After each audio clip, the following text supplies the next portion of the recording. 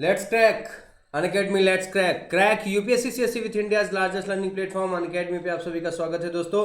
Unacademy ने एक बार फिर से ये प्रूव कर दिखाया कि मेंस पे चल रहे उसके जितने भी प्रोग्राम थे वो सभी ट्रुथफुल हुए। और आप देख रहे थे जहां live classes, daily live classes, structure course, unlimited access, Unacademy के लर्निंग ऐप पे आप लगातार सारी क्लासेस देख रहे थे। पूरी ऊर्जा के साथ आप सभी जुड़े हुए थे देश के जाने माने एजुकेटर के साथ में। और यहाँ आप देख रहे थे सब्सक्रिप्शन चार्ज, जहां 12 महीने की फीस 49,500 रुपये, वहीं पे आप 10% डिस्काउंट के साथ 44,550 रुपये मयंक वन प्रोमो कोड के साथ आप सभी जुड़ रहे हैं दोस्तों। मैं आपका एजुकेटर मयंक द्विवेदी आज अभी आप सभी के सामने बड़ी खुशी के साथ इस साल हुए पेपर नंबर फर्स्ट को मैं डिस्क्राइब करूंगा। मैं आपके सामने एक्सप्लेन करूंगा और बताऊंगा कि कहाँ पे किस तरीके से आंसर राइटिंग करना होता है और किस तरीके से आंसर राइटिंग करने का क्या बेनिफिट्स मिलता है। दोस्तों आप सभी ने बेहतर किया होगा, मुझे पूरी उम्मीद है, लेकिन फिर भी मैं आप सभी को बता देना चाहता हूँ अनअकैडमी की टीम ने एक बेहतर वर्क किया था। आप देखें, चाहे किसी भी प्रोसीजर में देखें, चाहे ऑप्शनल जीएस, किसी भी प्रोसीजर में हमने लगातार आपके साथ बेहतर परफॉर्मेंस दिया, बेहतर मदद की। और आप देख रहे हैं लगातार अब भी नए बैचेज स्टार्ट हैं जो 28 दिसंबर से स्टार्ट है प्रीलिम्स 2021 के लिए। तो आप सभी तैयार हो जाइए। डिफरेंट टाइप के बैचेज आप सभी के स्टार्ट हैं, 6 महीने, 1 साल, 2 साल लगातार बैचेज। और जो आइकॉनिक फीस हाइक होने की सूचना है दोस्तों, ये जल्द ही इसकी सूचना आप सभी को दे दी जाएगी। मैं आप सभी को बुला रहा हूँ और दिखा रहा हूँ आप सभी को कि आज जो पेपर हुआ उसमें हमारी ऊर्जा कितनी बढ़ जाती है, क्योंकि अनअकैडमी के प्लेटफॉर्म ने आपका साथ निभाया और आपको विश्वास दिलाया कि हमने आपके साथ बेहतर परफॉर्मेंस किया। दोस्तों हम लोगों ने बहुत पहले ही ये चीज़ को गाइड किया था कि पेपर इस बार थोड़ा सा डायनेमिक होगा और पेपर एक तरीके से आपके इनर कॉन्सेप्ट पे, मतलब जो आपको बहुत अच्छी तरीके से कॉन्सेप्ट जिसका क्लियर होगा वो बेहतर कर पाएगा। मैं इतिहास के खंड से चर्चा करना चाहूँगा। जो पहला प्रश्न है दोस्तों इतिहास के खंड में, आप देखिए, शैलकृत स्थापत्य प्रारंभिक भारतीय कला एवं इतिहास के ज्ञान के अति महत्वपूर्ण स्रोत माने जाते हैं। अति महत्वपूर्ण स्रोत में से एक का प्रतिनिधित्व करता है। दोस्तों आप सबसे पहले बार अगर देखें रॉक कट आर्किटेक्चर्स जो भी हैं ये किस तरीके से मदद करते हैं आप देखें। हम आपको दिखाते हैं जैसे जिस तरीके से आप जब पहला ही टॉपिक पढ़ते हैं प्राचीन भारत में, तो हम स्रोत पढ़ाते हैं, प्राचीन भारत के स्रोत पढ़ाते हैं, जहाँ सबसे महत्वपूर्ण होता है पुरातात्विक स्रोत। ठीक है, पुरातात्विक स्रोत। तो पुरातात्विक स्रोतों में सबसे महत्वपूर्ण हम क्या पढ़ाते हैं आपको? अभिलेख पढ़ाते हैं। ठीक है, अभिलेख पढ़ाते हैं, स्तंभ पढ़ाते हैं। ठीक, ये जितनी भी सूचनाएं आपको होती हैं, मृदभांड पढ़ाते हैं, मृदभांडों की परंपराएं कैसे रही, अभिलेखों की परंपराएं कैसे रही, भारत का पहला अभिलेख कौन सा था, भारत का पहला संस्कृत भाषा का अभिलेख क्या था, अभिलेखों से हमें किस बारे में जानकारी मिलती है। तो अगर कहा जाए तो सभ्यता और संस्कृतियों की विरासत के रूप में शैलकृत स्थापत्य का महत्वपूर्ण योगदान है। तो दोस्तों यहाँ पे आप सभी को एक बहुत क्रमवार अध्ययन तरीके से लिखना चाहिए था। मैं इन प्रश्नों की एक एक करके व्याख्या आप सभी के सामने रखूंगा। मैं इन प्रश्नों को थोड़ा आप सभी के सामने एक्सप्लेन कर देना चाहता हूं। जहां दूसरा प्रश्न आपसे इतिहास में पूछा गया कि भारत में बौद्ध धर्म के इतिहास में पाल काल अति महत्वपूर्ण रहा। एक क्लियरिटी रख रहा है यहाँ पे क्वेश्चन, पाल काल। अगर आप पाल काल के महत्वपूर्ण उपलब्धियों के बारे में जानते हैं, उसके न तो साम्राज्य विस्तार के बारे में पूछ रहा है, न तो उसकी सत्य संपन्नता के बारे में पूछ रहा है। दोस्तों यहाँ पे प्रश्न एग्जैक्टली कह रहा है कि बौद्ध धर्म के इतिहास में किस तरीके से विस्तार के बारे में बात करता है। तो मैं आपसे डिस्कस करना चाहूंगा किस तरीके से आप पहले प्रश्न को जस्टिफाई करेंगे। तो दोस्तों जहां पहले प्रश्न की अगर क्वेश्चन नंबर 1 है, अगर हम लोग इसको देखने की कोशिश करें तो क्वेश्चन नंबर 1 में आप सभी क्या करना चाहेंगे? देखिए, एक तो सबसे बड़ी बात है शैलकृत। अगर आप देखें, है ना, यहाँ पे वर्ण लिख रहा है शैलकृत। तो आप देखिए अभिलेखों की बात अगर आप करेंगे तो देखिए अभिलेख एक ऐसे अंकित स्रोत हैं जो कागज पर नहीं अंकित हैं, लेकिन आप ध्यान रखिएगा ये रोम्स की प्रथा से प्रभावित रहे और यहाँ पे अशोक ने इनका सबसे ज़्यादा प्रयोग किया। और इससे क्या पता चलता है? देखिए अभिलेखों से क्या क्या पता चलता है दोस्तों। इतिहास का क्रमिक अध्ययन आप देखेंगे तो इनकी राजनीतिक गतिविधियों के बारे में, समाज के बारे में, धर्म के बारे में और अर्थव्यवस्था के बारे में संपूर्ण जानकारियां प्राप्त होती है प्राचीन काल की। तो आप कह सकते हैं कि अगर शैलकृत परंपरागत जो जानकारियां हमें प्राप्त होती है आर्कोलॉजिकल सर्वे के according, ASI Indian archaeological survey अगर हम बात करते हैं यहाँ पे, तो इससे जो भी जानकारियां हमें प्राप्त होती हैं वो बेहद महत्वपूर्ण होती हैं, उसकी प्रामाणिकताएं होती हैं और उसी के आधार पे हम लगातार गतिविधियों को देखते हैं। जैसे अगर मान लीजिए मैं एक छोटा सा एग्जांपल लेता हूँ कि मौर्य काल में एक झील का निर्माण हुआ था जिसका नाम है सुदर्शन झील। अब एग्जैक्टली अगर हम देखें तो सुदर्शन झील के बारे में साहित्य की गतिविधियों में जानकारी नहीं मिलती है, लेकिन यह सुदर्शन झील आज वर्तमान में भी एक महत्वपूर्ण मानक रखता है, चाहे वह कृषि संपन्नता के लिए हो, चाहे पेयजल प्रणाली के लिए हो, या सौराष्ट्र में यह सुदर्शन झील जीवन का एक महत्वपूर्ण अंग माना जाता है। तो अब इसके विस्तार की जानकारी जैसे हम देखेंगे तो जूनागढ़ अभिलेख से मिलता है, ठीक है, जूनागढ़ अभिलेख से प्राप्त होता है। तो जूनागढ़ अभिलेख में किन किन का अभिलेख है, तो जूनागढ़ अभिलेख अशोकीय अभिलेख को कहा जाता है। तो अब आप देखेंगे रुद्रदामन के भी जूनागढ़ अभिलेख है, रुद्रदामन का भी है, स्कंदगुप्त का भी है। तो आप इस तरीके से देख रहे हैं कि संपूर्ण प्रणाली, संपूर्ण आर्थिक गतिविधियों को हम किस तरीके से दिखा रहे हैं, या प्राचीन परंपरा को।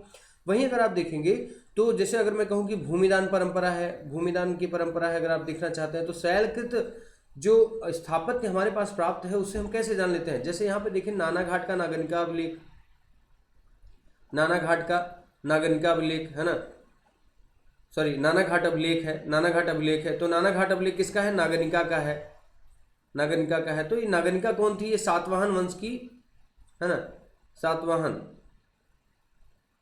वंश की एक महारानी थी। तो इनसे यही पहला अभिलेख है जहां से भूमिदान देने की परंपरा का पता चलता है। तो हम कहें फ्यूडलिज्म, सामंतवाद की प्रथा हमें यहाँ से पता चलती है।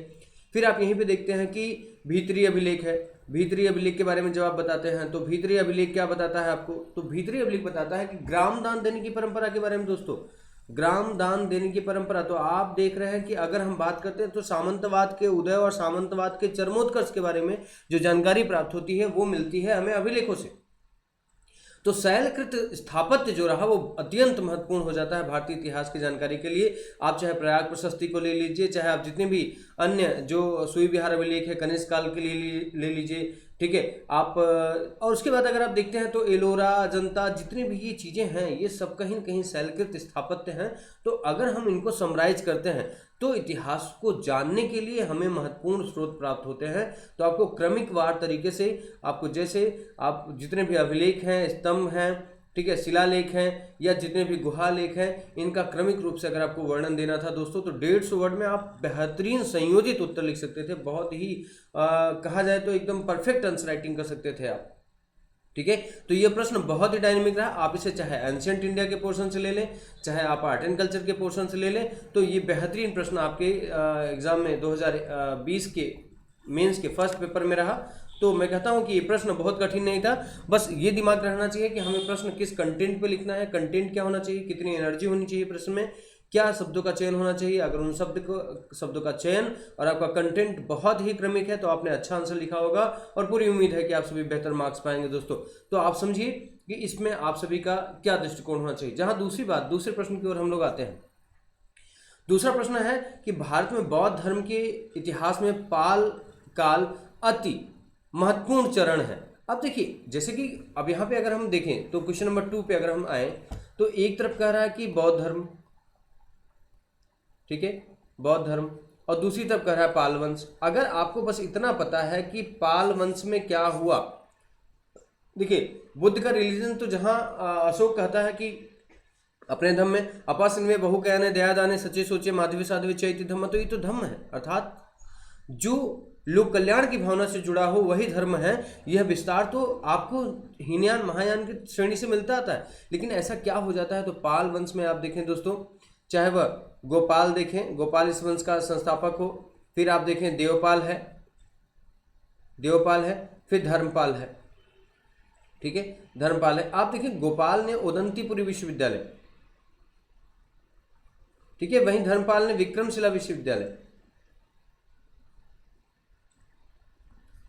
विश्वविद्यालय की स्थापना की। दोस्तों ये एक इन्फॉर्मेशन है, अगर हम कहें तो यह सूचनात्मक प्रश्न है। इस सूचनात्मक प्रश्नों में हम देखते हैं कि इसके बारे में कुछ फैक्चुअल चीजें मिली हुई, लेकिन अगर कहा जाए तो एक विकास का एक चरण माना जाता है। तो दोस्तों अगर देखा जाए तो ये यही वंश था जिसने ब्रजयान शाखा को विशेष महत्व दिया।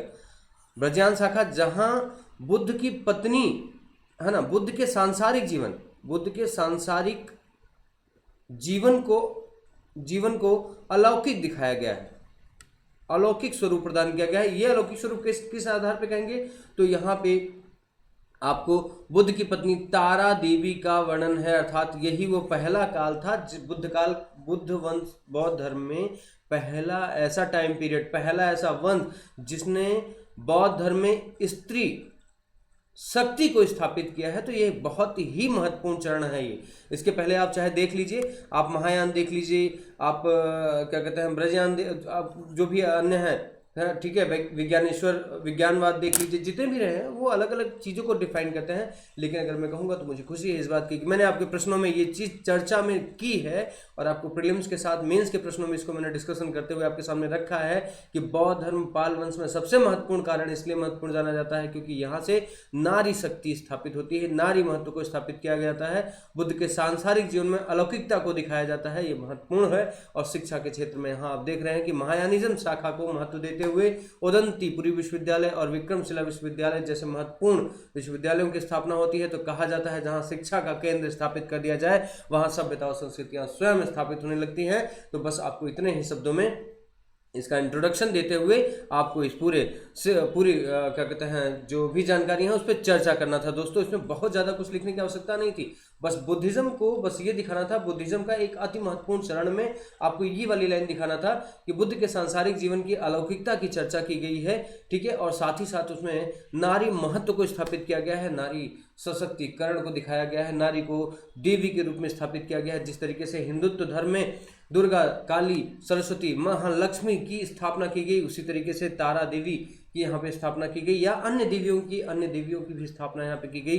तो बौद्ध धर्म और पाल वंश में एक महत्वपूर्ण जानकारी जो मैंने आपको बताई वो ये था, एक अति महत्वपूर्ण चरण ये था कि यहाँ पे आपको वुमेन एम्पावरमेंट के बारे में जानकारी दी गई और बेहतरीन शुरुआत की गई जिसका महत्व आज भी देखा जाता है। अगला प्रश्न दोस्तों आप सभी के सामने बहुत ही अच्छा प्रश्न, मॉडर्न इंडिया का एक प्रश्न है, आप सभी के सामने रखना चाहूँगा। दोस्तों ये प्रश्न है, लॉर्ड कर्जन की नीतियां एवं राष्ट्रीय आंदोलन पर उसके दूरगामी प्रभावों का मूल्यांकन कीजिए। दोस्तों गांधी जी की एक बात से मैं शुरू करना चाहता हूं इस प्रश्न को, ठीक है। अगर हम लोग क्वेश्चन नंबर 3 को अगर हम लोग डिस्कस करना चाहें, क्वेश्चन नंबर 3 को डिस्कस करना चाहें तो देखिए लॉर्ड कर्जन है, ठीक है ना, और मैं कहता हूँ गांधी जी की एक बात से मैं शुरू करना चाहता हूँ। गांधी जी ने कहा था, लॉर्ड कर्जन की सबसे बड़ी विशेषता थी बंगाल विभाजन इसने किया था, ये सबसे ज़्यादा चर्चित रहा बंगाल विभाजन को लेकर, बंगाल विभाजन को। दोस्तों बंगाल विभाजन, गांधी जी ने टिप्पणी की थी यहाँ पे कि यदि बंगाल विभाजन नहीं होता, यदि बंगाल का विभाजन नहीं होता तो इतनी तीव्रता से, समझिएगा, इतनी तीव्रता से राष्ट्रवाद के प्रति जागरूकता न होती, ठीक है। मेरे समझाने का मतलब देखिए, आप कर्जन ने क्या किया, एक तो सबसे बड़ी बात है कि कांग्रेस को विभाजित करने की कोशिश की, क्लियर है। फिर सबसे बड़ी बात है कि जहां से पुनर्जागरण हुआ था कुछ क्षेत्र को विभाजित करने की कोशिश की, क्लियर है। आप देखिए प्रश्न को साथ में मैच करते हुए देखिए, एक तो आपको लॉर्ड कर्जन की नीतियों को क्लियर करना है, लॉर्ड कर्जन की नीतियां क्या थी, प्लस आप देख रहे हैं राष्ट्रीय आंदोलन है, प्लस उन पे देख रहे हैं दूरगामी प्रभाव, ठीक है, ये मूल्यांकन कीजिए। ये 4 सेंस में आपको उत्तर देना है। तो पहले सेंस में आपको उत्तर देते समय ये बताना है कि कर्जन ने किया क्या क्या। तो कर्जन ने तो एक तरीके से कहा जाए तो बंगाल विभाजन किया था, एक घटना है ना, ये क्लियर है ना। लेकिन अब देखिए इस घटना से क्या आधार होता है, एक तो पहले भाषाई विभाजन किया इसने, ठीक है, भाषा के आधार पर विभाजन किया, सांस्कृतिक विभाजन किया, सांस्कृतिक विभाजन किया, फिर आप देख रहे हैं कि सांप्रदायिक विभाजन किया, सांप्रदायिक विभाजन किया, और आप देख रहे हैं कि कहीं ना कहीं भारत में जो राष्ट्रीयता की भावना थी उसको विभाजित करने की बात की, एकता को प्रभावित करने की बात की, ठीक है ना। तो आप देखिए कहीं ना कहीं इसकी जो नीति थी, ये नीति थी, उसके बाद लोगों में एकजुटता के भाव आए, हिंदू मुस्लिम एकता की भावनाएं पैदा हुई, ठीक है, हम एक साथ मिलकर के संघर्ष करने की कोशिश करने लगे, सांप्रदायिक भाषाई एकता के लिए हम प्रयास करना शुरू कर दिए, सांस्कृतिक एकता के हेतु प्रयास करना शुरू कर दीजिए। हमारे दिमाग में सांप्रदायिकता का कोई बीज नहीं था, वो सांप्रदायिकता को हम समझना शुरू कर दिए, राष्ट्रीय एकता अखंडता के महत्व को हम समझना शुरू कर दिए। तो इसके बाद आप देखेंगे आंदोलन का जो स्वरूप है वो बदल जाता है, अभी आंदोलन का स्वरूप क्या था, जैसे आप देखिए कि यहाँ पे आप देखेंगे तो किसानों का आंदोलन अलग चलता था, मजदूर अलग आंदोलन करते थे, है ना। अन्य जो शोषण और शोषित के बीच, है ना, जो शोषित थे उनका आंदोलन अलग चलता था, ठीक है। तो और राष्ट्रवाद का आंदोलन अलग चलता था। तो ऐसी स्थिति में अंतिम लक्ष्य तो आज़ादी ही थी, चाहे वो, है ना, किसानों की हो या मजदूरों की या शोषित वर्ग की हो या राष्ट्रवादी आंदोलन में लड़ने वाले नेताओं की हो। तो यहाँ पे कहा जाता है, तो ये जो कर्जन ने जो नीति अपनाई, उसने तो कहा जाए सेफ्टी वाल्व की पॉलिसी अपनाई कि हम अपने आप को सुरक्षित कर ले, लेकिन यहाँ पे इसका दूरगामी प्रभाव यह पड़ जाता है कि यह भारतीय राष्ट्रीय आंदोलन को एक नया स्वरूप, एक नया रास्ता दे देता है, जहाँ से यह आंदोलन अब और महत्वपूर्ण होने लगे। आप देखेंगे 1905 के बाद से जो आंदोलन शुरू हुए वह राष्ट्रीय स्तर के पे गए, क्योंकि बंगाल विभाजन जब हुआ था तो बंगाल विभाजन से लेकर के आप 1920 तक की कड़ी को अगर देखना चाहें तो देखें, 1920 असहयोग आंदोलन तक देखेंगे तो जितनी घटनाएं थीं वह राष्ट्रीय स्तर पर प्रभावित करने वाली थीं। 1905 के पहले जितनी भी घटनाएं थीं वह प्रमुखता से क्षेत्रीय घटनाएं हुआ करती थी, रीजनल्स होते थे, या कहा जाए तो एक छोटे से एक दिशा के स्टेट रूप में होते थे, तो उनका कोई दूरगामी प्रभाव नहीं पड़ता था। लेकिन जैसे ही बंगाल का विभाजन हुआ तो भाषाई, सांस्कृतिक, सांप्रदायिक और राष्ट्रीय एकता के पहलुओं ने किसान, मजदूर, शोषित और राष्ट्रवादी विचारधारा के लोगों को एकत्र कर दिया, एक मत का बना दिया और एक महत्वपूर्ण दिशा देने की कोशिश कर दी। तो कहा जाए तो महात्मा गांधी के कथन सत्य ही हो जाते हैं कि अगर बंगाल विभाजन न हुआ होता तो राष्ट्रवाद भारत में इतनी तेजी से स्थापित न होता। तो ये इस तरीके के आंसर राइटिंग आपको करने की जरूरत है, मतलब जिन बातों को आप कह रहे हैं उस अगली बातों को उसी में प्रूव करते चले जा रहे हैं। तो आपकी ये बातें तथ्यात्मक रूप से नहीं बल्कि संकलात्मक रूप से, कॉन्सेप्चुअल तरीके से आपकी ये बातें बिल्कुल सही हो जाएंगी और आप बहुत अच्छा मार्क्स ले आ सकते हैं यहाँ पे। तो दोस्तों इस तरीके से आप सभी को आंसर यहाँ पे देना था, ठीक है। अब देखिए जैसे कि परिप्रशांत क्षेत्र के भूभौतिकी अभिलक्षणों पे की विवेचना कीजिए, तो ज्योग्राफी का ये प्रश्न जो है वो सीधे सीधे, ठीक है ना, कॉन्सेप्चुअल आया और आप इसको अच्छी तरीके से एनसीईआरटी, आप अगर 11th और 12th के एनसीईआरटी पढ़े होते हैं तो इस क्वेश्चन को आप अच्छी तरीके से एक्सप्लेन कर सकते हैं, अच्छी तरीके से आप इन क्वेश्चन को लिख सकते हैं। अब अगला प्रश्न जैसे मान के चलिए 5वां प्रश्न है, मरुस्थलीय के प्रक्रम की जलवायविक सीमाएं नहीं होती हैं, उदाहरण सहित औचित्य सिद्ध करते। तो देखिए मरुस्थलीय जितने भी जो डेजर्ट हैं, ठीक है ना, जिस तरीके से हैं, अगर कहा जाए तो उनकी कोई बाउंड्री डिजाइन नहीं की जा सकती। अब इनको आपको अच्छी तरीके से अपनी प्रक्रियात्मक तरीके से जलवायु घटनाओं के साथ इनका किस तरीके से संबंध है, कैसे इनका व्यापक विस्तार होता है, किन किस तरीके से समुद्री क्षेत्रों का प्रभाव क्या होता है, जलवायु का प्रभाव क्या होता है, वातावरण जो वायु हवाएं हैं उनका क्या प्रभाव होता है, मानसून का क्या प्रभाव, तो आपको सभी दृष्टिकोणों से इसे बेहतर तरीके से लिखना चाहिए। उसके साथ साथ आपको धीरे धीरे छोटा आपको एक एग्जाम्पल देते समय अपनी बातों को प्रूव करके चलना था। तो ये प्रश्न आपका बहुत ही तथ्यात्मक रूप से बहुत ही सरल हो जाता है। अब आप समझिए कि जब आप किताबों को बड़े बड़े स्पेक्ट्रम पे पढ़ते हैं, मोटी मोटी किताबें या बहुत ज़्यादा डेप्थ में पढ़ने की कोशिश करते हैं, उनका लेवल देखिए और आप देखिए कि जिस तरीके से प्रश्न आ रहे हैं वो सारे के सारे प्रश्न कहीं ना कहीं एनसीईआरटी बेस पे होते हैं, या हमारे एजुकेटर्स ने, अनअकैडमी के एजुकेटर्स ने इन प्रश्नों को कितनी बार आपके सामने प्रस्तुत किया है दोस्तों। तो आप सभी अगर इन प्रश्नों को बारीकी से अगर लिखने की कोशिश करते हैं तो आप डेफिनेटली अच्छे मार्क्स लाएंगे और हम भी आपसे यही उम्मीद करते हैं। हिमालय के हिमनदों के पिघलने का भारत के जल संसाधनों पर किस प्रकार दूरगामी प्रभाव पड़ा। अब देखिए ग्लोबलाइजेशन के बाद, ग्लोबल वार्मिंग के बाद जिस तरीके से हिमनद पिघल रहे हैं, ठीक है, जिस तरीके से हिमनद पिघल रहे हैं वो आप अच्छी तरीके से अगर आप देखेंगे तो यहाँ पे कंडीशंस बदल रही है। भारत के जल संसाधन जो है वो पूरी तरीके से इससे प्रभावित हो रहे हैं। ये बिल्कुल सत्य है कि भारत के जल संसाधनों पे इसका दूरगामी प्रभाव पड़ेगा। अब जैसे मान के चलिए कि जो समुद्री क्षेत्र हैं उनका विस्तार होना शुरू हो जाएगा, ठीक है, समुद्री क्षेत्र हैं उनका विस्तार शुरू हो जाएगा, ठीक, तो गतिविधियां, इस तरीके से जो गतिविधियां हैं वो तेजी से उनका विकास हो जाएगा। तो आप देखेंगे कि जल संसाधनों पे तो बेहद असर पड़ेगा ही पड़ेगा, क्योंकि अगर हिमनद पिघलेंगे तो जल स्तर में बढ़ोतरी होगी, जल स्तर की सीमाएं बढ़ेंगी और ऐसी स्थिति से अगर इसके दूरगामी प्रभाव दो तरीके से हो सकते हैं, इसके कुछ सकारात्मक प्रभाव भी होंगे तो और नकारात्मक भी प्रभाव होंगे, क्योंकि बाढ़ की संभावनाएं भी आएंगी।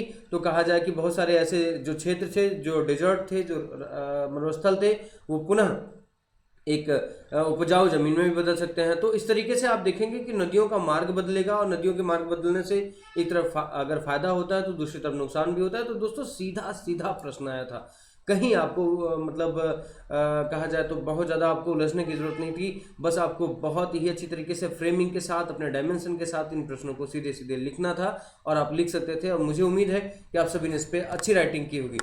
तो चलिए दोस्तों, अगला देखते हैं कि भारत में लौह एवं इस्पात उद्योग के कच्चे माल के स्रोत से दूर स्थितियों का उदाहरण सहित कारण बताइए। पहले आप प्रश्न देखिए, भारत में लौह तथा इस्पात उद्योग कच्चे माल के स्रोत से दूर, ठीक है, स्थितियों का उदाहरण सहित आप बताइए। अब देखिए, जैसे कि मान के चलिए कहीं पे लोहा पाया जा रहा है और कहीं पे इस्पात के उद्योग पाए जा रहे हैं, ठीक है। तो लोहा और इस्पात से जो भी वस्तुएं हमें बनाना है उसके लिए हमें मशीनरी चाहिए, हमें जल प्रबंधन की आवश्यकता होती है, हमें यातायात के साधन की आवश्यकता होती है, या हम कहें तो हमें बहुत ही इनोवेटिव या हम नवाचारी हमें तकनीकी गतिविधियों की आवश्यकता होती है। तो ऐसी स्थिति में आप देखेंगे कि भारत के जिन सुदूर क्षेत्रों में लोहा और इस्पात की चीज़ें पाई जा रही हैं, ठीक है, कच्चे माल के दूर से स्रोत स्थितियों का उदाहरण, तो ऐसी स्थिति में आप देखेंगे कि उनसे जो कच्चा माल है उनकी मतलब उनकी दूरी काफ़ी ज़्यादा है, जिसकी वजह से इनकी प्रोडक्टिविटी उतना बेनिफिशियल नहीं हो पा रही। यदि अगर कहा जाए कि कच्चे मालों की ये जो आवश्यकताएं हैं, अगर वो इनकी पूर्ति हो जाए तो इनकी जो प्रोडक्टिविटी है या इनकी जो क्वालिटी है, इसमें ग्रोथ देखा जा सकता है, इसका बहुत अच्छी तरीके से विकास देखा जा सकता है, ठीक है। तो आपको देखिए सीधा सीधा प्रश्न आया था कि भारत में लौह और उद्योगों की कच्चे माल के स्रोत से दूर स्थितियों के उदाहरण दीजिए। तो आप दिखा सकते थे जैसे आप दिखा सकते थे जैसे जल संसाधन से हो गया, यातायात संसाधन से हो गया, श्रम व्यवस्था से हो गया, ठीक है। तो अगर हम मशीनरी सिस्टम से थोड़ा सा दूरी हो गई, और हमारे यहाँ जो लोहे प्राप्त होते हैं वो बहुत अत्यधिक कठिनाई से प्राप्त होते हैं। तो इस तरीके से अगर कहा जाए इन सारी चीज़ों को अगर हम लोग देखें, तो अगर ये समस्याएं अगर इसका निजात किया जा सकता है तो हम इसके स्तर को और विकास की ओर ले जा सकते हैं। अब दोस्तों अगर देखिए एक सोसाइटी से एक प्रश्न हम देख लेते हैं, तो बहुसांस्कृतिक भारतीय समाज को समझने में क्या जाति की प्रासंगिकता समाप्त हो गई है? उदाहरणों सहित विस्तृत कीजिए। दोस्तों अगर हम बात करते हैं तो जाति प्रथा प्रारंभिक स्थिति से अगर हम बात करें, क्वेश्चन नंबर 8 पे हम लोग बात करें, तो देखिए एक तरीके से बहु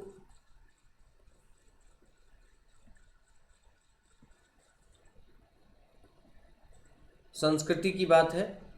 एक तरफ है भारतीय समाज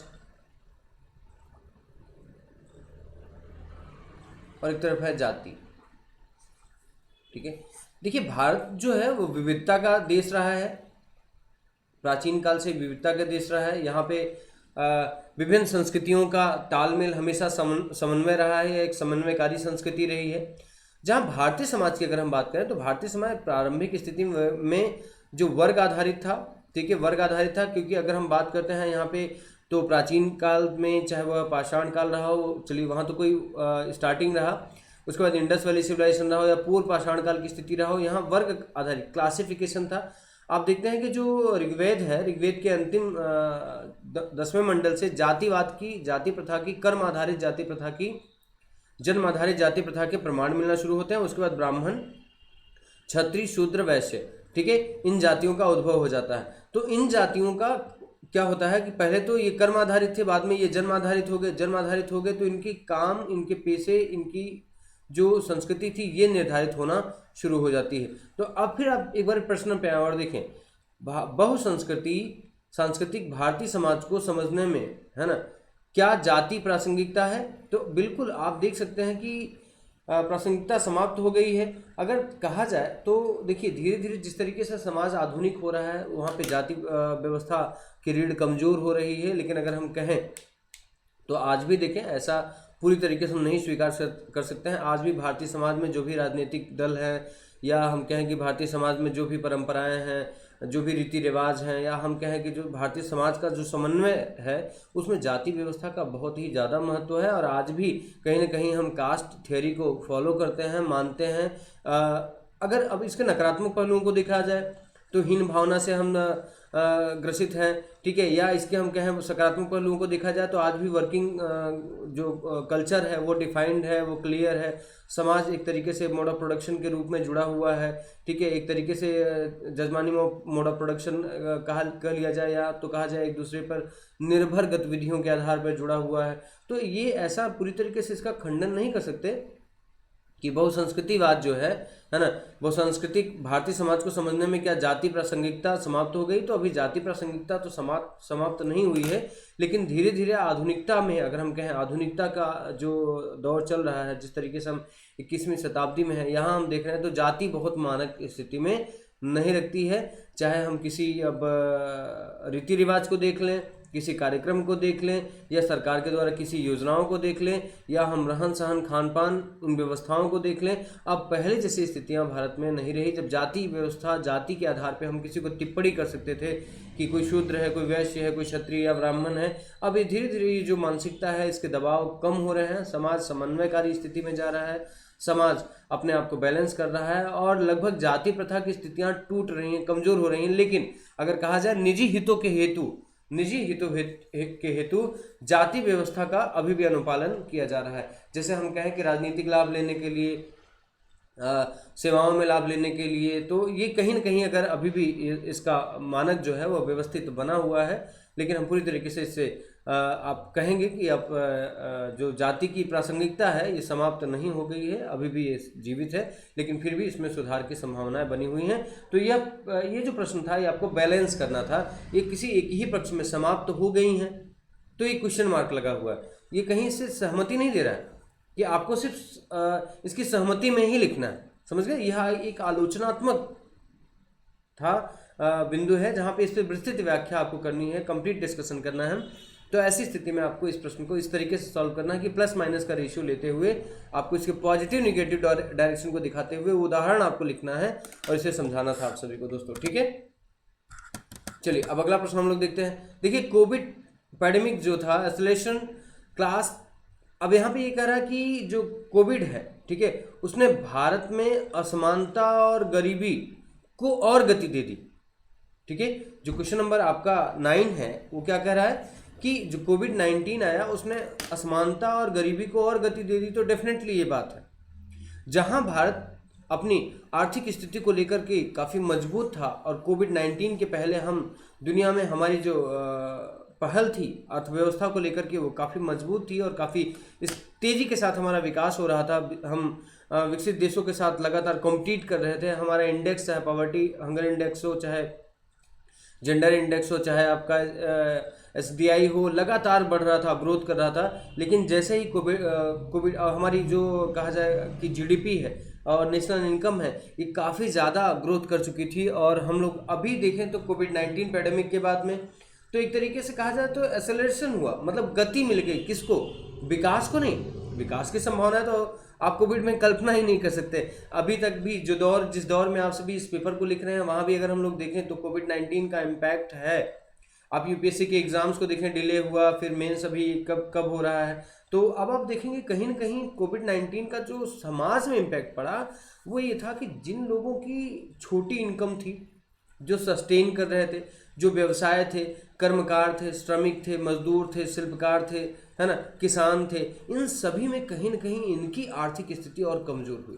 तो कहा जाता है कि जितने पिलर हमने खड़े किए थे अपनी ऊंचाई के, वो कहीं ना कहीं कमजोर होते चले गए और गरीबी की रेखा और बढ़ गई। आपने देखा होगा कि लोग लंबे लंबे जो शहरों से, मतलब जो कहा जाए कि लंबी लंबी दूरियों को लोगों ने पैदल, साइकिल से, किसी तरीके से, क्योंकि लॉकडाउन की कंडीशन में हर व्यक्ति जो है वह अपनी रोजगार को खो चुका था।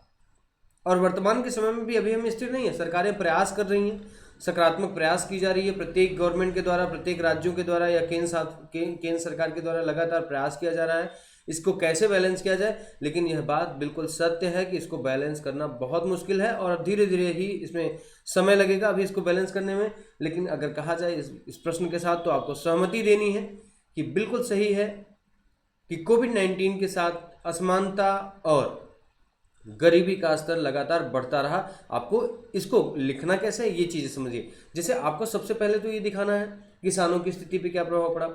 तो आप देखेंगे कि एग्रीकल्चर कंडीशंस थोड़ा सा मतलब ठीक ठाक रही। अगर एग्रीकल्चर ना होता तो कोरोना की स्थिति बहुत बुरी हो जाती। लगभग जितने भी बाहर रहने वाले लोग थे वो घरे अपने अपने गांव में आना शुरू कर दिए, है ना। कहीं ना कहीं वो उन्होंने अपने गांव समाज में लौट करके अपने आप को स्थिर और 2 वक्त की रोटी के लिए वाजिब जगह पाया।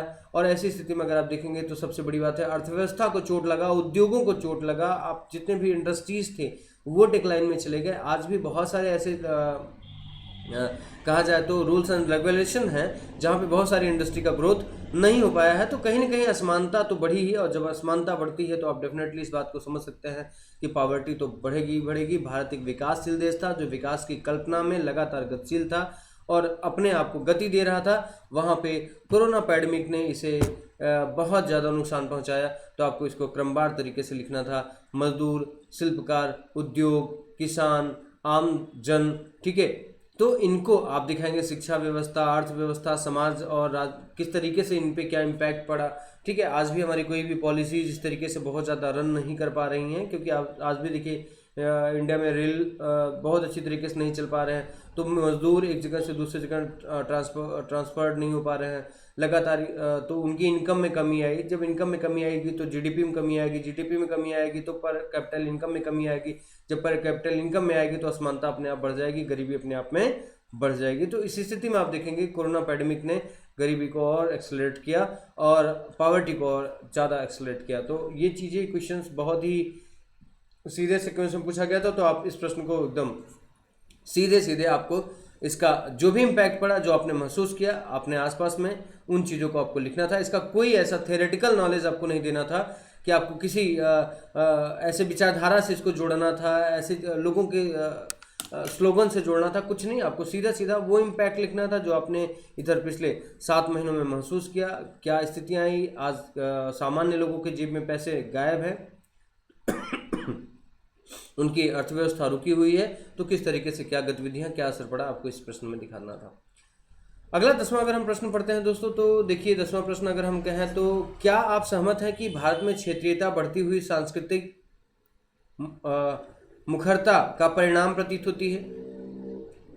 देखिए तर्क दीजिए इसमें। ये देखिए बहुत ही शानदार प्रश्न है। अब आप क्या समझेंगे इस प्रश्न से? क्या टीचर्स अपनी क्लास में इन सारे प्रश्नों को करा सकता है? दोस्तों जब हम कभी डिस्कस करते हैं क्वेश्चंस पे, इसके डायमेंशन क्या क्या होंगे, तो आप सभी को वहाँ पे फोकस करना चाहिए, न कि आप तथ्यात्मक जो चीज़ें किताबों में लिखी गई हैं अगर आप वहाँ तक सीमित रह जाएंगे तो अब यूपीएससी निकालना आपके लिए बहुत मुश्किल हो जाएगा। मैं इन प्रश्न पे कई बार चर्चा कर चुका हूँ आप सभी के साथ।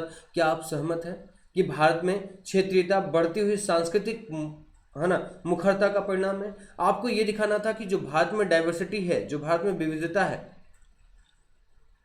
वो विविधता भारत के छोटे छोटे क्षेत्रों में बटी हुई है। आप देखेंगे कि एक छोटा सा क्षेत्र है, या छोटा राज्य कह लीजिए, या छोटा जिला कह लीजिए, तो प्रत्येक दूसरे के क्षेत्र में उस तरीके की सांस्कृतिक गतिविधियों में बदलाव दिखाई देता है। हमारे यहाँ एक कहावत भी है कि परख परख पे पानी बदले, 3 परख पे बानी। तो हम कहते हैं कि थोड़ी थोड़ी दूर पे हमारे यहाँ पानी का टेस्ट और बाणी का टेस्ट, मतलब बोली का टेस्ट, ये चेंज हो जाता है। हमारी संस्कृतियों में चेंजेस देखे जाते हैं। आज क्या हो रहा है दोस्तों कि भारत में क्षेत्रीयता बढ़ रही है। इस बात से आप सहमति दे सकते हैं? चाहे आप महाराष्ट्र की घटना को ले लीजिए, चाहे अभी थोड़े दिन पहले जो गुजरात में क्षेत्रीयता की घटनाएं हुई, गुजराती लैंग्वेज वाले की घटनाएं हुई, वहाँ से उत्तर प्रदेश और बिहार के मजदूरों को भगाया जाने लगा। आप देखें कि महाराष्ट्र से ऐसा हुआ, राजस्थान से ऐसा हुआ, दक्षिण भारत से ऐसा स्थिति हो रही है, या मध्य प्रदेश, उत्तर प्रदेश या बिहार, इन क्षेत्रों में अभी अगर आप देखेंगे तो कहीं ना कहीं क्षेत्रवाद को सबसे ज़्यादा महत्व दिया जा रहा है। क्षेत्रीय भाषाओं को राष्ट्रीय भाषा बनाने का दबाव बनाया जा रहा है, ठीक है।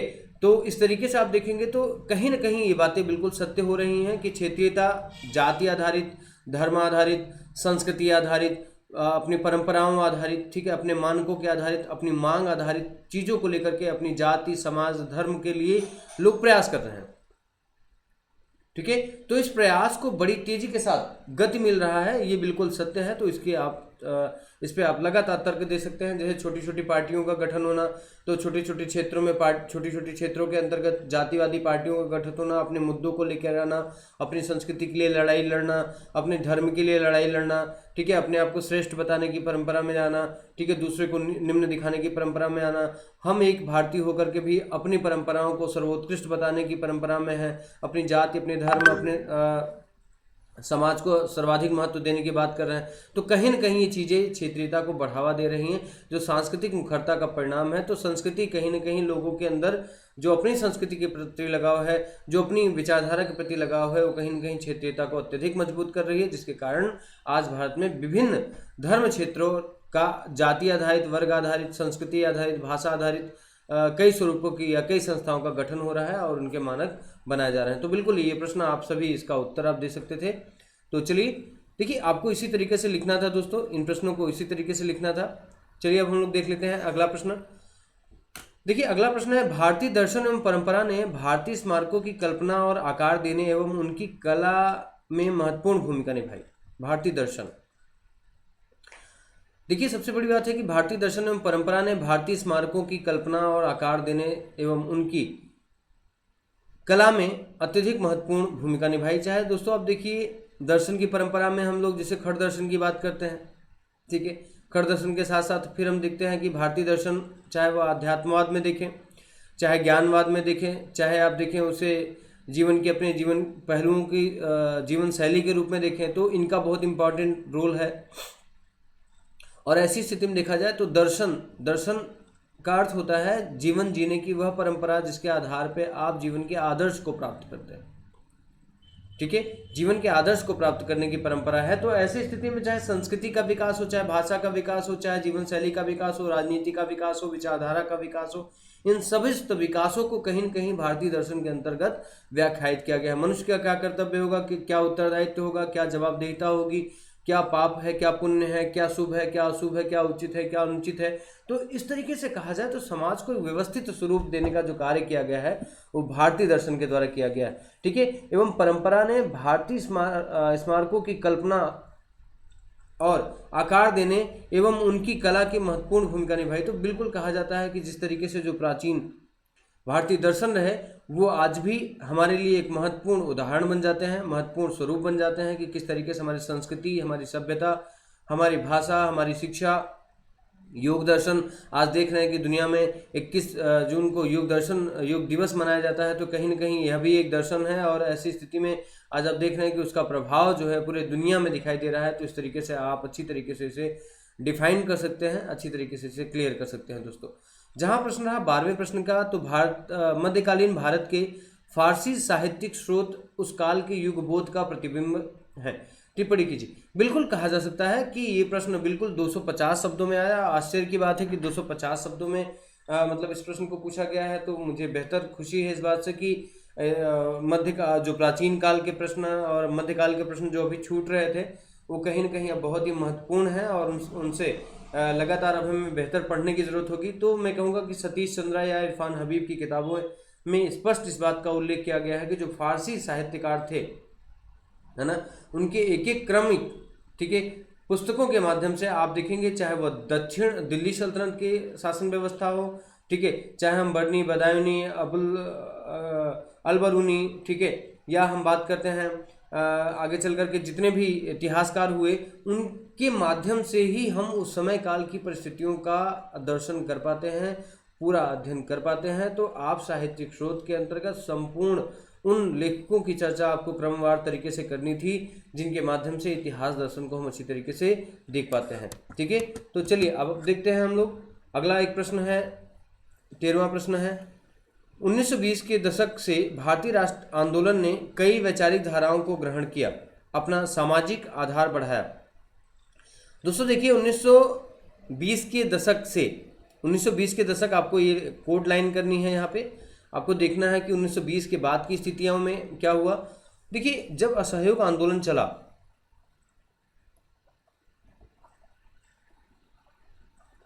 असहयोग आंदोलन, तो असहयोग आंदोलन से पहले भारत में इतना बड़ा जन आंदोलन नहीं हुआ था, क्लियर है, ये जन आंदोलन साबित हुआ। ठीक है, क्योंकि इसमें सबसे बड़ी बात, अब देखिए यहाँ वैचारिक धाराओं को ग्रहण किया, जैसे मान के चलिए अभी तक किसान अलग लड़ाई लड़ते थे, है ना, मजदूर अलग लड़ाई लड़ते थे, ठीक है, उद्योग अलग, ठीक है, और कहा जाए तो राष्ट्रवाद अलग लड़ाई लड़ता था, ठीक है। तो इस तरीके से अगर कहा जाए तो अलग अलग मांगे थीं, जैसे जो राजा थे, देशी रियासतें थीं, जमींदार जो थे, ठीक है, ये सभी कहीं ना कहीं अलग मांगों से लड़ते थे, अपने अपने हितों की लड़ाई लड़ते थे। लेकिन सबसे बड़ी बात हुई असहयोग आंदोलन के बाद आपने कोई भी किसान आंदोलन राष्ट्रवाद से अलग नहीं देखा, कोई भी मजदूर आंदोलन आपने राष्ट्रवाद से अलग नहीं देखा। उद्योगों की लड़ाइयां हो चाहे हम पूंजीवाद की लड़ाइयां हो, अब आपने इसे राष्ट्रवाद से अलग नहीं देखा। राष्ट्रवादी विचारधारा भाषा, संस्कृति, जाति, लिंग और स्थान के विभेद से मुक्त हो गई। राष्ट्रवाद का अर्थ एकता और अखंडता साबित हो गया। राजा, जमींदार, देशी रियासतों ने आपस की टकराहटें समाप्त करके कहीं न कहीं राष्ट्रवाद को सहयोग देना शुरू कर दिया। तो कहा जाए कि समाज एक विशाल परिवार होता है और वह परिवार एक एक यूनिट में कहा जाए तो किसानों का अलग परिवार, मजदूरों का अलग परिवार, उद्योगों का अलग परिवार, राष्ट्रवाद का अलग, राजा, जमींदार और देशी रियासतों का एक अलग परिवार था जो अपनी अपनी मांगों पे 1920 के पहले की एक लड़ाई लड़ रहा था। लेकिन अगर कहा जाए तो 1920 के बाद से यह सामाजिक विभेद जो है वह समाप्त हो जाता है। मैंने कहा जाति, धर्म, संस्कृति, लिंग, स्थान आदि का भेद समाप्त हो जाता है। अब कोई भी आंदोलन जब भी शुरू होता है तो उसका प्रभाव जो है वह पूरे भारत में पड़ता है। यही कारण था कि जब 1930 में सविनय अवज्ञा आंदोलन शुरू किया गया तो वह दक्षिण, पश्चिम, उत्तर, उसके साथ पूर्वोत्तर के समस्त क्षेत्रों में वह आंदोलन अपनी व्यापकता के साथ फैलता है। यह इस विचारधारा की सबसे बड़ी विशेषता रही। तो आपको दिखाना है कि किसान किस तरीके से राष्ट्रवाद से सम्मिलित हुए, मजदूर किस तरीके से राष्ट्रवाद में सम्मिलित हुए, उद्योगों का राष्ट्रीयकरण कैसे किया गया, राष्ट्रवाद में भाषा, जाति, लिंग, संप्रदाय के भेदभाव को समाप्त करके किस तरीके से आज़ादी, एकता और अखंडता की बात को स्वीकार की गई, राजा, जमींदार और देशी रियासतों को किस तरीके से, किस आधार पे गांधी जी ने एक सम्मिलित करते हुए उन्हें राष्ट्रवाद की विचारधारा से जोड़ा और फिर अपनी सामाजिकता के विस्तार को बहुत ही व्यापक बना दिया। तो इस प्रश्न की डिमांड ये है। अब अगला देखिएगा दोस्तों, अगर देखें ज्योग्राफी का प्रश्न है, नदियों को, ज्योग्राफी के हमारे स्पेशलिस्ट जो होंगे उस पर और अच्छी चर्चा करेंगे आप सभी के सामने। तो नदियों को आपस में जोड़ना, सूखा, बाढ़ और बाधित जल परिवहन जैसी बहुआयामी अंतर संबंधी समस्याओं का व्यवहार्थ समाधान देता है। बिल्कुल सही बात है। आलोचनात्मक टिप्पणी करना है तो आप ये दिखाएंगे कि इसके दो पहलू होते हैं। एक तो इसके सकारात्मक पहलू भी हो सकते हैं और नकारात्मक पहलू भी हो जाएंगे। जहाँ पे आप देख रहे हैं कि बहुत सारे, जैसे केन सोन परियोजना हो गई, केन बेतवा परियोजना हो गई, तो जितनी भी अभी नदी घाटी परियोजना चल रही हैं पूरे भारत के अंतर्गत, ठीक है, उन नदी घाटी परियोजनाओं को जो आपस में जोड़ा जा रहा है उससे एक राज्य की समस्या समाप्त हो जाएगी। क्योंकि जब एक राज्य में, किसी राज्य में जल प्रवाह की क्षमता अत्यधिक है, दूसरे राज्य में सूखे की समस्या अत्यधिक है, अगर उनको जोड़ दिया जाए, इंटरलिंकिंग कर दिया जाए तो कहीं ना कहीं फिर एक वह दूसरे राज्य की समस्या समाप्त हो जाएगी। वहीं आप देखेंगे बाढ़ की समस्या, जैसे मान लीजिए बिहार का कोसी है, वहाँ बाढ़ आने की समस्या, अगर उसके रूट को डाइवर्ट कर दिया जाए कहीं से और उसके प्रवाह को हम अन्य ऐसे क्षेत्रों में ले जा सके जहाँ पर कहा सूखे की संभावनाएं हैं, जैसे महाराष्ट्र में सूखे की संभावनाएं हैं, आपका राजस्थान में सूखे की संभावना है। तो मैं ये नहीं कहता कि बिहार को राजस्थान या वहाँ जोड़ दीजिए, ठीक है। इसका ये मतलब है कि जहाँ पे सुगमता है नज़दीक के क्षेत्रों से, नज़दीक के राज्यों से, अगर उस राज्यों में जो जल प्रबंधन की व्यवस्था है अगर हम उन्हें इंटरलिंकिंग की तहत जोड़ पाए तो यह हमारे लिए बहुत ही सुविधाजनक होगा। और दूसरे राज्य के लिए सकारात्मक पहलू ये होगा कि वहाँ बाढ़ जैसी समस्याओं का अंत हो जाएगा। तथा बाधित जल परिवहन जैसी बहुआयामी, अब कहा जाता है कि कुछ रूट क्लियर हैं कि इसी रूट से ही जहाज़ें जाएंगी, या हम कहें तो जल परिवहन का हम सिस्टम करेंगे। तो आज आप देख रहे हैं कि जो सागरमाला और भारतमाला परियोजनाएं चलाई जा रही हैं वो शायद है इन्हीं को व्यवस्थित करने के लिए चलाई जा रही हैं। जो भारतमाला परियोजना है वो सड़कों को जोड़ने के लिए चलाई जा रही है, तो सागरमाला परियोजना जो है वो समुद्री क्षेत्रों को, बंदरगाहों को जोड़ने की परंपरा की जा रही है। तो दोस्तों अगर जल परिवहन की व्यवस्था इंटरलिंकिंग में आ जाती है तो आप मान के चलिए कि व्यवसायिक गतिविधियों का विकास, व्यापार का विकास और क्षेत्रीयता के साथ साथ प्रत्येक राज्यों में विकास का स्तर या जीडीपी का स्तर या पर कैपिटल इनकम का स्तर बढ़ जाएगा और अर्थव्यवस्था का विकास निर्धारित होते ही राज्य विकसित से विकासशील से विकसित की ओर मूव कर जाएगा, चल पड़ेगा। तो एक तरीके से कहा जाए कि बहुत ही महत्वपूर्ण पहलू है, लेकिन इससे कुछ नुकसान भी है। जैसे कहीं आप समझिए कि उस रूट से बाढ़ की संभावनाएं या फ्लड की संभावनाएं ये बनी रहेंगी, तो थोड़ा सा इसका बैड इम्पैक्ट भी पड़ सकता है। लेकिन अगर हम कहें तो बहुत मायने में इसके सकारात्मक पहलू ही सामने दिखाई देते हैं। तो अभी जो सरकारें चल रही हैं, जल आपस में जो नदियों का एक दूसरे से जोड़ा जाना शुरू हो रहा है प्रत्येक राज्यों के द्वारा, यह सकारात्मक परिणाम है। आप इसको अच्छी तरीके से डिस्क्राइब कर सकते हैं, लिख सकते थे। और आपको सूखा की समस्या को दिखाना था, बाढ़ की समस्या पर एक छोटा सा पैराग्राफ लिखना था, जल परिवहन की समस्या पर एक पैराग्राफ लिखना था, फिर बहुआयामी तरीके से किस तरीके से समस्याओं का और किन समस्या, जैसे पेयजल संकट का समाधान समाप्त हो जाएगा, है ना, समस्या जो है समाप्त हो जाएगी, वो समाधान में परिवर्तित हो जाएगा। तो आपको इन पहलुओं पे थोड़ा सा चर्चा करना चाहिए था और आपका ये प्रश्न कंप्लीट हो जाता। तो अगर आप देखिए तो ये आपको बेहतर तरीके से डेवलप करना था। अगला प्रश्न देखें तो भारत में 10 लक्षीय नगरों, जिनमें हैदराबाद एवं पुणे जैसे स्मार्ट सिटीज भी सम्मिलित हैं, में व्यापक बाढ़ के कारण बताइए, स्थायी निराकरण के उपाय भी सुझाइए। अब इनमें सबसे बड़ी बात है कि जहां बाढ़ की संभावनाएं ज़्यादा हैं, ठीक है, एक तो सबसे बड़ी बात है उनकी जो जल प्रबंधन की व्यवस्था है उनको बढ़िया किया जाए, जो आपातकाल सूचना आपातकाल की स्थिति है उनको बेहतर किया जाए, जिससे वहाँ पे नुकसान की संभावनाएं कम हो जाए।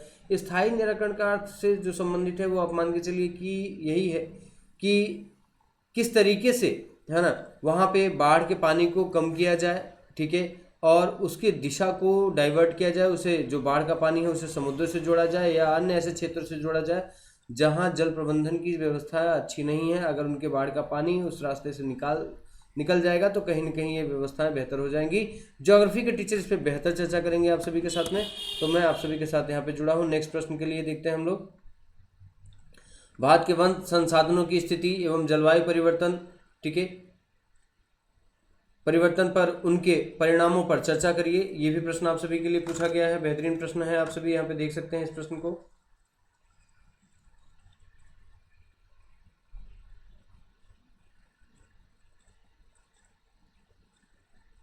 एक मिनट दोस्तों,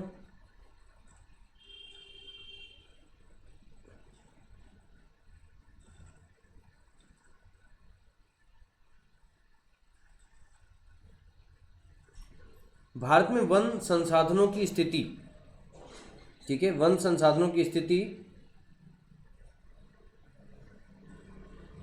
देखिए एक प्रश्न ये है, प्रश्न नंबर 16 जो है वो ये है कि भारत में सौर ऊर्जा की प्रचुर संभावनाएं, हालांकि इसके विकास में क्षेत्रीय विभिन्नताएं हैं, इस पर चर्चा कीजिए। बिल्कुल सही बात है, इंडिया के भारत के अंतर्गत आप देखेंगे तो सौर ऊर्जा की प्रचुर संभावना है, क्योंकि भारत में ऊर्जा का प्रवाह बहुत, सौर ऊर्जा का प्रभाव बहुत अच्छा है। आज आप देखेंगे चाहे वह गुजरात का क्षेत्र हो, मध्य प्रदेश का क्षेत्र हो, उत्तर प्रदेश का क्षेत्र हो, इन क्षेत्रों में लगातार सौर ऊर्जा के बहुत बड़े बड़े प्लांट लगाए जा रहे हैं। तो एक बात तो सही है कि भारत में सौर ऊर्जा का प्रभाव बहुत है, लेकिन कहा जाता है कि प्रत्येक राज्य में यह व्यवस्था उचित माध्यम से नहीं है, क्योंकि सौर जो सूर्य की ऊर्जा है वह प्रत्येक राज्यों में समान वितरित व्यवस्था के अंतर्गत नहीं है।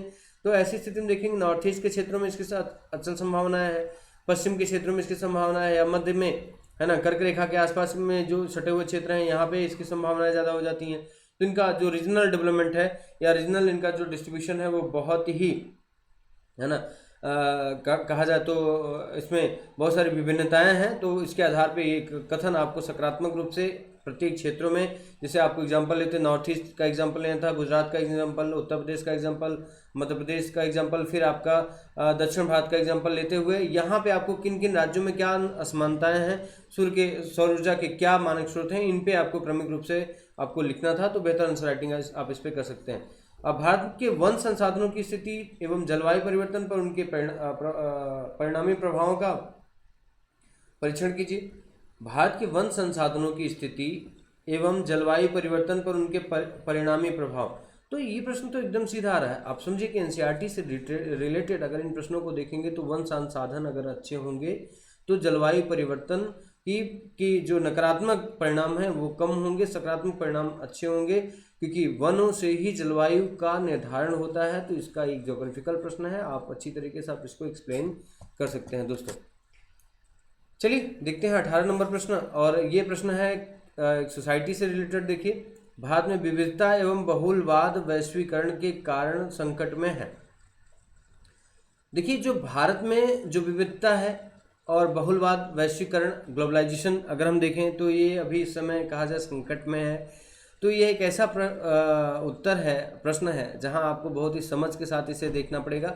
एक तो विविधता को आप सभी को दिखाना पड़ेगा, जिस तरीके से आधुनिकता का परिवेश धीरे धीरे बढ़ता जा रहा है, वैश्वीकरण का प्रभाव हम पे बढ़ता जा रहा है, तो कहीं ना कहीं जो हमारी क्षेत्रीय गुणवत्ता थी, क्षेत्रीय हमारे कल्चर्स थे, क्षेत्रीय हमारी संस्कृति थी, ठीक है, वो कहीं ना कहीं समाप्त होती जा रही है। और वो जैसे मान के चलिए जनजाति भाषा या बोली या परिवेश या त्यौहार या हमारे जीवन शैली या हमारी औषधि प्रणाली या हमारी जो कहा जाए सामाजिक रीति रिवाज की परंपराएं थी, जो हमारे आत्मबल को बढ़ाती थी, आध्यात्मिक विचारधाराएं थी, कहीं ना कहीं उन सब पे इसका बुरा इम्पैक्ट पड़ रहा है। क्योंकि वैश्वीकरण अब सभी को एक जैसे मानक पे खड़ा करने की कोशिश कर रहा है, जिससे प्रतियोगिता बहुत ज़्यादा बढ़ती जा रही है। तो पहले क्या होता था, समाज जो था विभिन्न स्वरूपों में बटा था, विभिन्न आयामों में बटा था, समाज का स्वरूप अलग अलग था, तो समाज की आवश्यकताएं भी अलग थी। प्रत्येक जो जाति धर्म संस्कृति के लोग थे, सबकी अपनी अपनी आवश्यकताएं थी, अपनी अपनी जीवन शैली थी।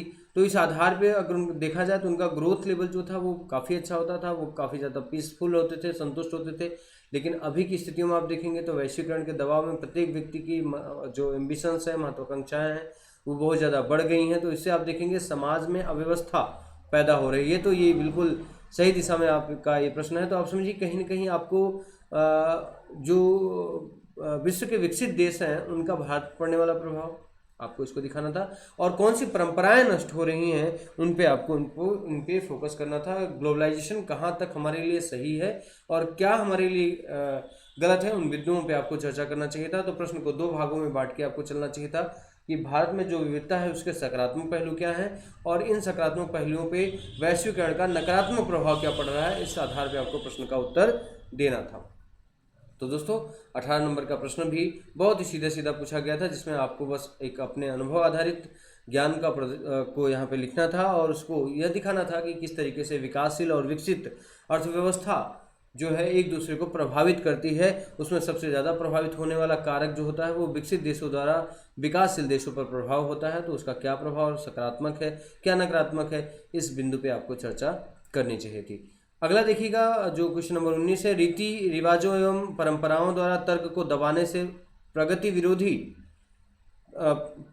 विरोध उत्पन्न होता है। तो आप इसे इंग्लैंड से मान सकते हैं कि जहाँ पे उदारवाद इंग्लैंड में आया, ठीक है, बाद में वहीं पे आप देख रहे हैं कि सबसे ज़्यादा विरोध भी इसका हुआ। तो रीति रिवाजों एवं परंपराओं का द्वारा तर्क को दबाने से, है ना, प्रगति विरोध उत्पन्न होता है। तो कहीं ना कहीं ये क्वेश्चन बहुत ही आइडियलिस्टिक क्वेश्चन है, आदर्शवादी क्वेश्चन है। इसमें आप देखेंगे कि जब हम अपने रीति रिवाज और परंपराओं, जैसे मान लीजिए कि काला जादू है, विवाह परंपरा है, सामाजिक सांस्कृतिक परंपरा है, कोई भी जिसे हम जो ऐसा ट्रेडिशन है, जो स्टीरियोटाइप ट्रेडिशन है, जिसे हम परंपरागत कई वर्षों से निभाते चले आए हैं, जब कोई व्यक्ति तर्क देता है कि यह गलत है या सही है, चाहे वो हमारी पूजा पद्धति हो, चाहे जीवन शैली की पद्धति हो, चाहे हमें अपने आध्यात्मिक पद्धति हो, सामाजिक सांस्कृतिकरण हो, ठीक है, या हम कोई भी ऐसे पहलुओं पर चर्चा करें जो हम जीवन शैली का अपने अभिन्न अंग मानते हैं, अगर उन पे कोई व्यक्ति तर्क दे करके बताने की कोशिश करता है कि यह उचित है या अनुचित है, या पुण्य है पाप है, सही या गलत है, इनका अगर मानक तर्क के आधार पर रखता है, तो यहाँ पे कहीं ना कहीं हम उसका विरोध करते हैं, ठीक है। तो ये विरोधात्मक शैली, जैसे आप ये भी देखेंगे कि अंग्रेजों के समय में भी इसका प्रयोग हुआ, जब सती प्रथा का अंत हुआ, बाल विवाह का अंत हुआ, विधवा विवाह का अंत उन्होंने किया, विधवा विवाह को उन्होंने मतलब प्रमोट किया। तो ऐसे आप देखेंगे जैसे राधाकांत देव जैसे लोग जो बहुत बड़े विद्वान थे, उन लोगों ने इसका विरोध किया। माना जाता है कि 1857 की क्रांति में एक महत्वपूर्ण पहलू ये भी था, ठीक है, कि जो उन्होंने भारतीय सांस्कृतिक और सभ्यताओं को, है ना, प्रभावित करने की जो कोशिश की, ठीक है, तो ये अंग्रेजों के द्वारा जो उनकी सभ्यता और संस्कृति, रीति रिवाज या परंपराओं पे जो दबाव डाला गया, उसके विरोध में उन्होंने कहीं ना कहीं यह क्रांति की। ये धार्मिक विद्रोह मान लिया जाता है, सामाजिक विद्रोह मान लिया जाता है, धर्मांध विद्रोह मान लिया जाता है। तो ये अपनी अपनी विचारधाराएं हैं। विविधतापूर्ण भारत है, तो कहा जाए भारत को समझ लेना, भारत आपको यूपीएससी को लिख देना है। अगर व्यवहारिकता में देखेंगे तो आपका अगर बौद्धिक स्तर बेहतर है, अनुभव स्तर बेहतर है, आप समाज को अपनी दृष्टिकोण से देखने का आपका स्तर है अच्छा है, तो आप यूपीएससी में प्रश्न बेहतर लिख सकते हैं। अन्यथा रटी रटाई बातों या कहा जाए किताबी भाषा से आप उत्तर अब यूपीएससी के प्रश्न आप नहीं लिख सकते दोस्तों। तो आप सभी को थोड़ा सा व्यवहारिक होना पड़ेगा, न्यूज़पेपर्स वगैरह आपको पढ़ने पड़ेंगे, आपको आध्यात्मिक बोध होना पड़ेगा, मतलब आध्यात्मिक बोध इन द सेंस कि आपको कहीं ना कहीं अपने एकाग्रता को बढ़ाना पड़ेगा और पूरी तरीके से आपको अनुभवी होना पड़ेगा। भारत में डिजिटल पहल ने किस प्रकार से देश की शिक्षा व्यवस्था के संचालन में योगदान दिया है? तो कोरोना टाइम पीरियड में आप देख रहे हैं कि आज जैसे मैं अनअकैडमी पे ही आपको पढ़ा रहा हूँ ये चीज़ें, तो इसके पहले आप देखेंगे कि ऑनलाइन एजुकेशन का बहुत ज़्यादा डेवलपमेंट नहीं था। आज आप अपने स्टे एट होम करके आप घरों में बैठ करके समस्त एजुकेशन पॉलिसीज़ आप ले रहे हैं, दूरस्थ शिक्षा के केंद्र बनाए जा रहे हैं, ऑनलाइन सेंटर, डिजिटल इनिशिएटिव लिए जा रहे हैं हर जगह, चाहे सरकार के द्वारा हो, चाहे आप हम कहें कि प्राइवेट संस्थाओं के द्वारा, कंपनियों के द्वारा, वो अब घरों में ही बैठ करके आपको शिक्षा के विकास के लिए दे रहे हैं। जैसे आपका अनअकैडमी हो गया, अनअकैडमी पे आप देख रहे हैं कि कितने भी आप चाहे जो भी क्लासेस लेना चाहे, प्रीलिम्स की क्लासेस हैं, मेंस की क्लासेस हैं, ठीक है, ऑप्शनल की क्लासेस हैं, इंटरव्यू की क्लासेस हैं, इंटरेक्शंस हैं, आपके डाउट डिस्कशन को किया जा रहा है, आपको पर्सनल गाइडेंस दी जा रही है। तो अगर कहीं ना कहीं देखा जाए तो जो हमारी बेसिक डिमांड थी, तो उन डिमांड्स को अब हम घर बैठ करके पूरा कर सकते हैं। ये डिजिटल पहल ने बड़ा बहुत ही स्वरूप को बदल दिया। जब कोरोना काल आया तो उस समय कहा गया कि शिक्षा व्यवस्था आज भी रिओपन नहीं हो पाई है पूरे भारत में। अगर कहा जाए अभी भी प्रतिबंध लगे हुए हैं, तो ऐसी स्थिति में कहा जाए तो साल भर हमारे निकल गए और इस साल भर की स्थितियों में जो शिक्षा व्यवस्था रही उसका पूरा चक्र जो है वो प्रभावित हो चुका है। और ऐसी स्थिति में डिजिटल माध्यम एकमात्र ऐसा संसाधन था जिससे शिक्षा व्यवस्था को अभी भी जीवित रखा गया है। और कहा जाता है मनुष्य ज्ञान का ही भूखा होता है। तो ऐसी स्थिति में अभी वर्तमान में देखें तो डिजिटल व्यवस्था के माध्यम से शिक्षा व्यवस्था को महत्वपूर्ण आयाम दिया गया है। आप कई डिजिटल प्लेटफॉर्म के नाम ले सकते हैं। आपने क्या डिजिटल प्लेटफॉर्म से क्या सीखा, कितनी सरलता से सीखा। आज आप यूट्यूब पे अपनी प्रॉब्लम्स डालते हैं, कोई ना कोई एक वीडियो आपको मिल जाता है जिससे अपनी प्रॉब्लम्स आप दूर कर लेते हैं। कुकिंग से रिलेटेड हो, चाहे स्टडी से रिलेटेड हो, एक्नॉलेजमेंट से रिलेटेड हो, योग शास्त्र से रिलेटेड हो, ठीक है, इनकम से रिलेटेड हो, इन्वेस्टमेंट से रिलेटेड हो, किसी भी आधार पे अगर आप देखें इसके बहुत डायमेंशन है। तो आप बहुत सारे डायमेंशन में इसके पैराग्राफ वाइज इसको आप अच्छी तरीके से नोट कर सकते थे, आप इसे लिख सकते थे और बेहतर तरीके से आप इसको अच्छी तरीके से आप यूपीएससी में आप अच्छा परफॉर्मेंस कर सकते थे। तो दोस्तों लेट्स क्रैक इट अनअकैडमी पे आप सभी का स्वागत है। दोस्तों अनअकैडमी एक ऐसा प्लेटफॉर्म जहां से अगर आप सभी ने अनुभव प्राप्त किया होगा तो आप 250 मार्क्स को लिखने में सक्षम रहे होंगे, क्योंकि एक एक छोटी छोटी जानकारी लगातार किस तरीके से, चाहे वो मार्केट के कॉन्सेप्ट से देखा जाए, इकोनॉमी के कॉन्सेप्ट से, चाहे सोशल स्टेबिलिटी के कॉन्सेप्ट से, चाहे एजुकेशन स्टेबिलिटी के कॉन्सेप्ट से देखा जाए, या अटैचमेंट क्वालिटीज, तो ये लगातार प्लेटफॉर्म आप सभी को देता आया है। तो दोस्तों अगले पेपर के लिए आप सभी को बहुत बहुत शुभकामनाएं। मैं मयंक द्विवेदी आप सभी के साथ फिर से जुड़ूंगा अगले पेपर एनालिसिस में। तो दोस्तों बहुत बहुत शुभकामनाएं, आप सभी को बहुत बहुत धन्यवाद, शुभकामनाएं और आपको ऑल द बेस्ट। धन्यवाद, थैंक यू वेरी मच।